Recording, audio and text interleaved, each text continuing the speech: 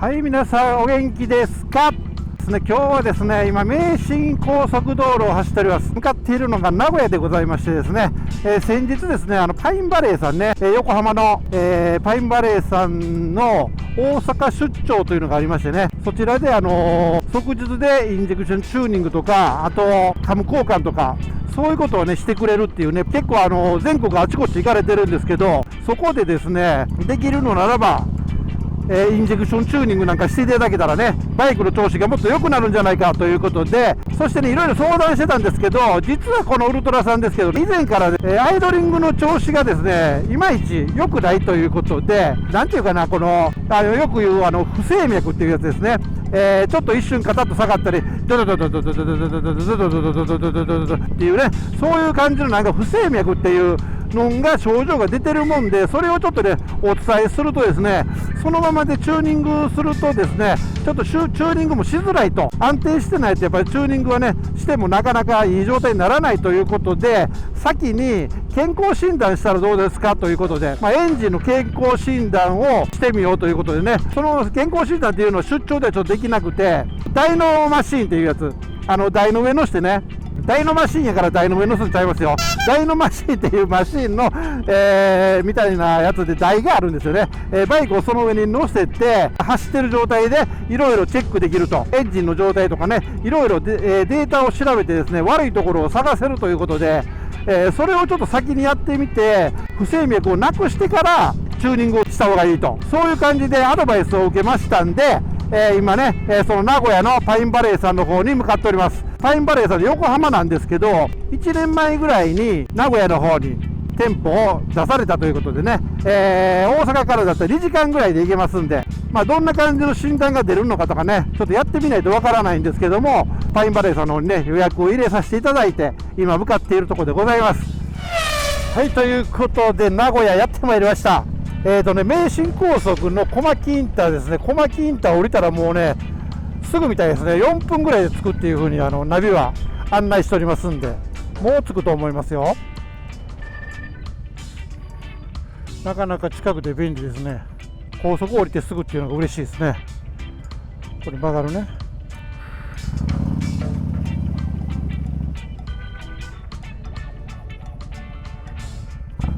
またありました。着きましたね。ここですね。この黒い建物。おお。どこに止めたらいいんかな。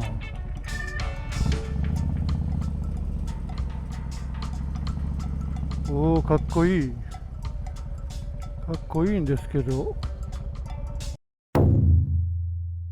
はい、ということで到着いたしました。こちらがパインバレーさん名古屋でございます。名神小牧インターからもののね 2,3 分やったな。あっという間に着きましたんで、はい、じゃあちょっとね早速行ってみたいと思います。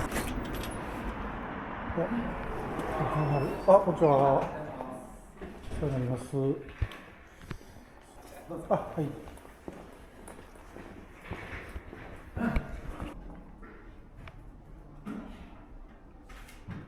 ここにあるダイノマシンで、バイ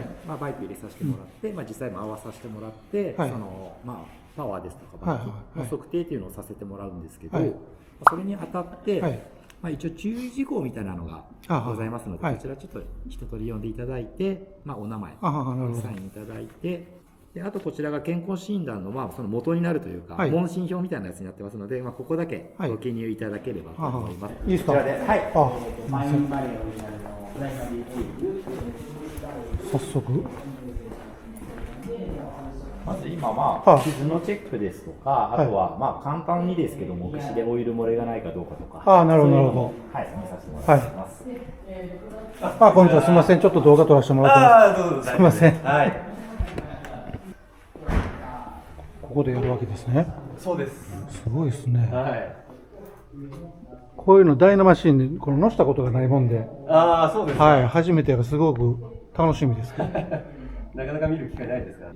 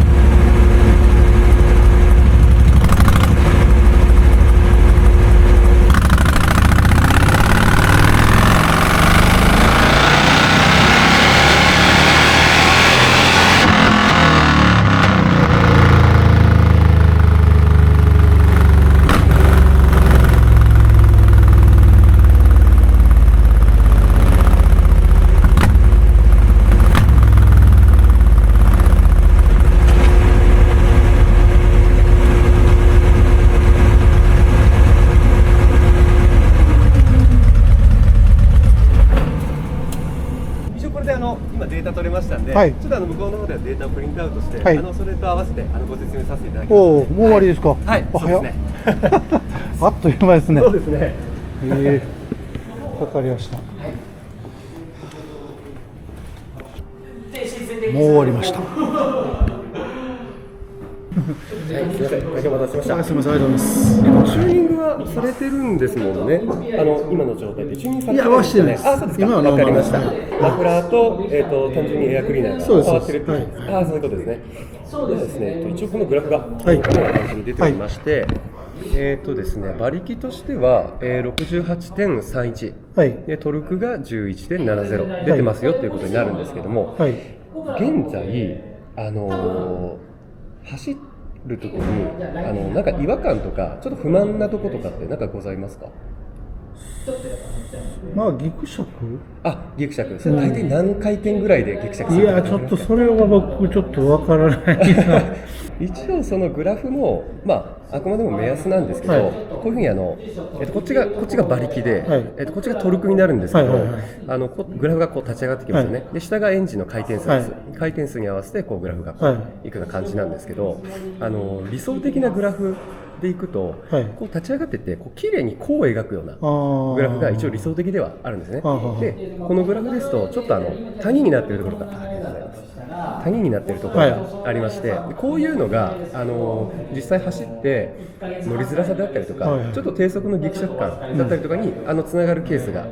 ありまして、もしかしたらこの辺でギクシャク感感じられるかなとかも思ったんですけど、実際グラフでこういうふうに谷が出てても、実際乗るとあんまり分かんないっていうパターンもあるので、ちょっと一概には言えないんですけども、なのでとりあえずはですね、今ノーマル出たということなんで、馬力としてはこれぐらいで普通かなと思います。で、クラッチ滑りの症状も出てなさそうなので、クラッチに関しては特に問題はないかなと思います。でですね、今回してちょっと気になったのが、減速時のアフターファイヤー、パンパンパンって言いますよね。あれがちょっと気になるかなっていうところで、もしも気にされるようでしたら、チューニングをすれば、そのアフターファイヤーの症状もかなり軽減されますので、でなおかつ乗りやすさも向上して、で馬力もトルクもそれに合わせてこう全体的に上がるような、乗りやすくて力強いで、そのエンジンに優しいと言ってるんですかね、そういうような状態にできますんで、もしチューニングをお考えであれば、ぜひご依頼いただけたらなと。そのなんていうか、そのアイドリングの時にこう生命みたいに、そうですよね、なるっていうその件なんですけど、ですね、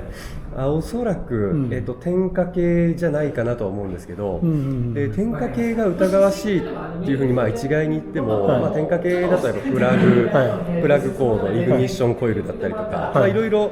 関係してくるので、今の現状で、じゃあここ悪いです、ピンポイントでお話しすることはちょっと難しいんですね。どうしてもこういった症状の場合だと、しらみつぶしにこう一番怪しそうで、なおかつ一番ちょっと予算がかからないようなところ、今回でいくとプラグを一回変えてみるとか、そういった修理の方法になっていくんですけども、でプラグがちょっと見させてもらったら、プラグの外側が結構錆が出てたんで、結局プラグってこう差し込んでって、エンジンとの接地面でアースを取ってるんですけど、結局サビとかが回ってくると、そのアース不良が起きて綺麗に火花が飛ばないっていう症状が出るので、それで失火してエンジンの回転数が落ちるとかで、最悪こうエンジンストールするとかっていうことにもつながるので、プラグも怪しいですし、でプラグコード、年数も結構経っている車両ですし、走行距離も結構走ってらっしゃると思うんで、プラグコードの劣化、綺麗にこうスパークプラグに向かって適正なこう電流が流れてないっていうような、それが原因で失火するっていうようなことも考えられますし、でさらに大元へ行くとこうイグニッションコイルですね、イグニッションコイルがダメな可能性もありますし、でさらに言うとセンサー類、クランクポジションセンサーとか、あとはスロットルポジションセンサーとか、あの辺ですね。本当に疑い出したら結構キリがないはキリがない症状なんですよね。今なんか回転数を上げて、一応その症状は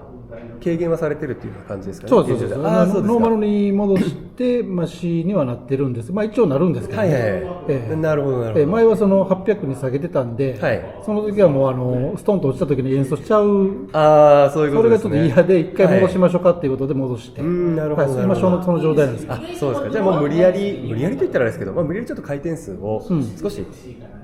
高い状態でキープさせてるような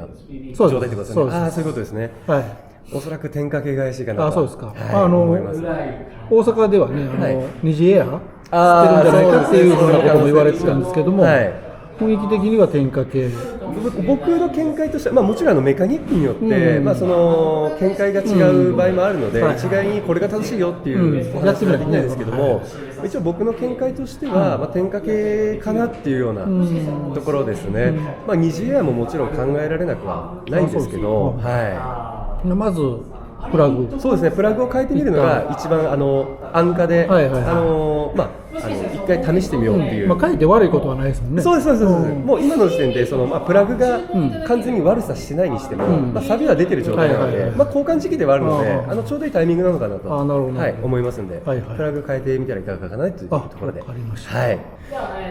そうで、あとはですね、ちょっとオイル漏れがないかちょっとチェックさせてもらったんですけど、ですね、シフターシャフトシールっていう部分があるんですけど、そこからちょっと今オイルがにじみの状態なので、まあ緊急で修理しましょうっていうようなお話ではないんですけども、そこににじみがあるところだけちょっと僕気になったので、バイクを1週間とか、まあ、2週間とか止めてて、こうバイクの下にオイル溜まりができるようなぐらいになったら、ちょっと要注意かなっていうところで気をつけていただければ。そういうのこちらでもやってもらえるん？一応でやれます。できるのできる。そうですね。はい。なるほど。一応作業自体は承っていますので。プラグ交換も承ってます。はい。今ってできるんですか？ですね、在庫があるかどうかちょっと確認させていただいてもよろしいですか？ちょっとお時間いただいて。はい。すいません。すいません、お待たせしました。ちょっとですね、プラグがちょっと在庫切らしてまして、申し訳ないです。一応、プラグの品番というか、一応ありますんで、ちょっと記入させていただきました。一応6R12 というプラグになります。で、これがフロント側とリア側で、まあ2本ですね、必要となります。すいません、ちょっと在庫あります。申し訳ないです。はい、すみません。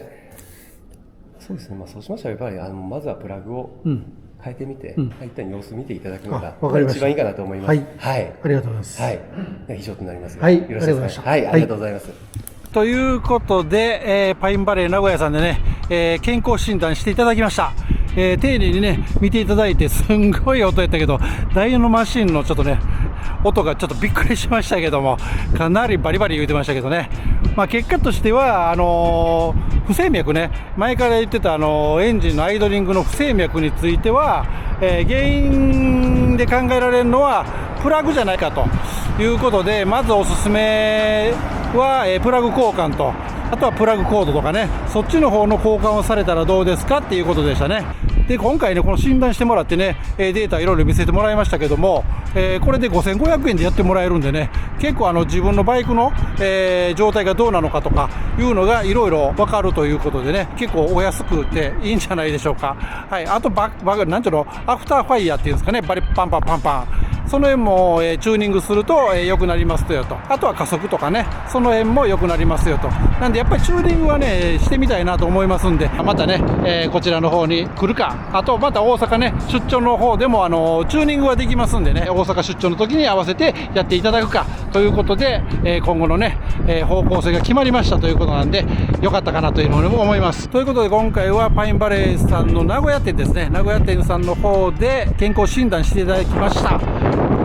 ということでね、もしこの動画が役に立ったよって思っていただけましたら、チャンネル登録、高評価よろしくお願いいたします。今回も最後までご視聴いただきありがとうございました。